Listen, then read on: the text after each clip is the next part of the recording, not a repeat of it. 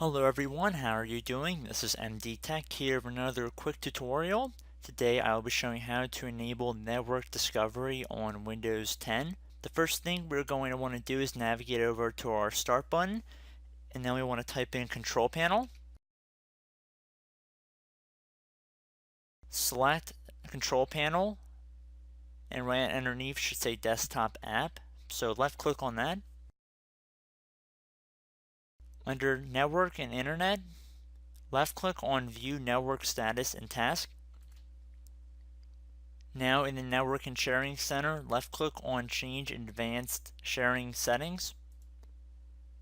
Now from here we can left click on Turn on Network Discovery directly underneath the category of Network Discovery, and we can also enable file and printer sharing as well by turning that on.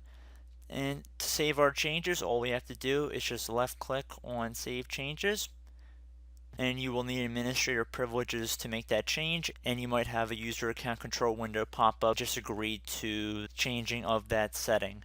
So I hope this video helped you out, and I will see you in the next tutorial. Goodbye.